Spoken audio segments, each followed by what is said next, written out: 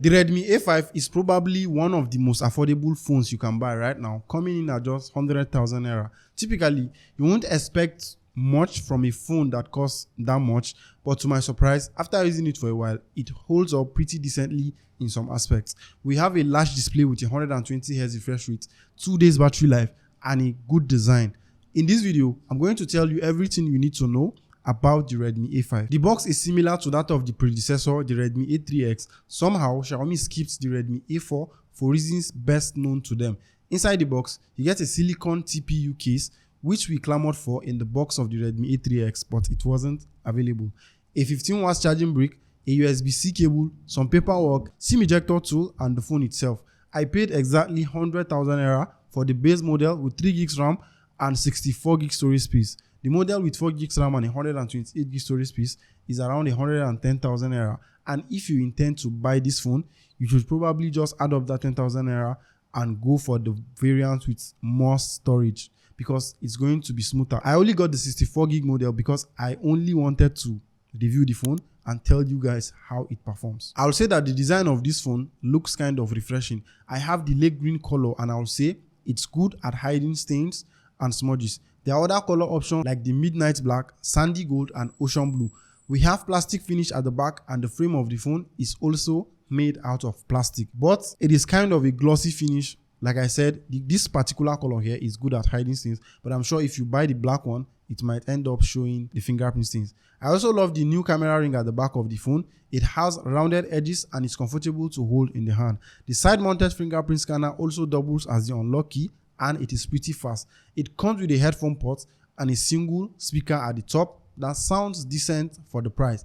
We have the SIM card slot by the side, and the phone supports dual 4G SIM cards with a dedicated slot for memory card. The design and build quality feels okay for a phone that costs just 100,000 naira. The phone has a large 6.88-inch IPS LCD display with a 720p resolution and a 120Hz refresh rate.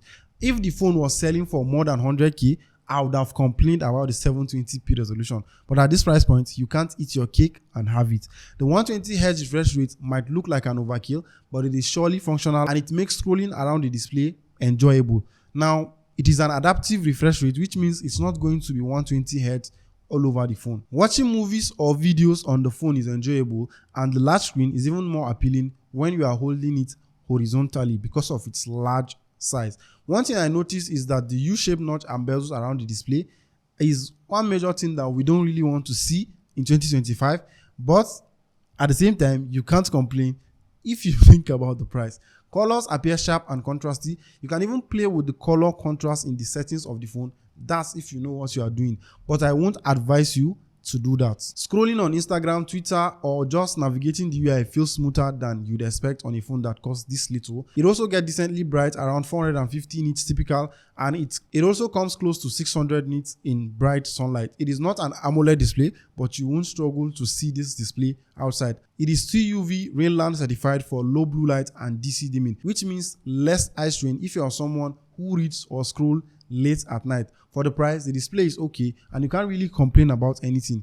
There are rarely any phones around 100,000 naira nowadays, but let me know in the comment section if there is any phone you want me to compare with this one. The phone is running on Android 15 Go edition based on HyperOS, but let me tell you straight to the point, this is bare bones.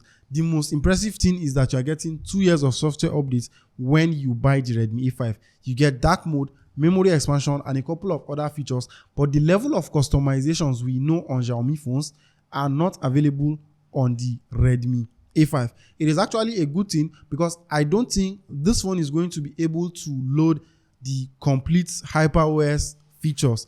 It is just going to crash. So I feel toning down those features and just making it functional was a very good decision from Xiaomi. Surprisingly, the phone didn't come with a lot of pre-installed apps unless you enter the Get Apps and you are asked to install a lot of apps that you don't really need. There is no split screen or any multitasking feature on the phone. The phone is powered by the Unisoc T7-250 and it handles basic tasks like scrolling, making calls and messages like a champ. It is not suitable for gamers and power users because the chipset won't hold up. Games like Candy Crush and Subway Surfer will run effectively, but you need to also know that if you play these games over extended period, then there is definitely going to be lags and performance drops.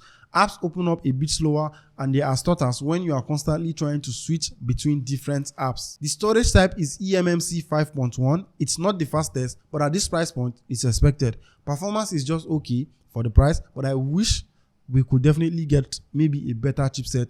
Maybe let's say something from MediaTek like the Helio G85. Even though it's old, it would have been better. We have a 5200 mAh battery on the phone, and inside the box you are getting a 15-watt charger, and it takes around 2.5 hours to charge the phone from 0 to 100, which is not fast. The battery life is one of the major highlights of the Redmi A5, and you can get up to 2 days of battery life on the phone depending on how you use it. For me, the battery life is one of the best selling points of this device, because people who might be interested in buying the Redmi A5 would expect it to last maybe a whole day and even more, depending on how you use it. I see this phone lasting for more than 2 days.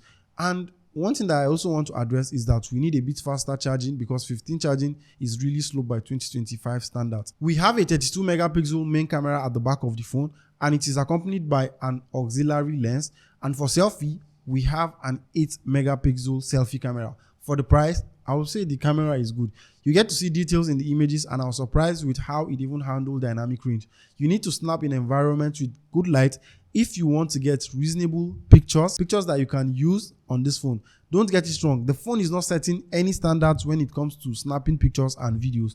It's just there to let you know that the phone can snap. It can only shoot 1080p videos with the front and back camera, and the quality is not even great. The camera is not the best, and it's just there to complement the phone. So don't go out there buying this phone and thinking you're going to get a very good camera experience. Now, the Redmi A5 is not trying to win any award or try to be the best phone at anything. It's a good option if you're looking for a backup phone, or maybe a phone that you are not really going to use for intensive tasks. It can be maybe a gift to maybe a kid, or maybe someone that is old and don't really spend a lot of time on their phone. What would you like to know about the Redmi A5? Maybe something that I didn't talk about. Let me know in the comment section, and I'll be happy to see you in my next video.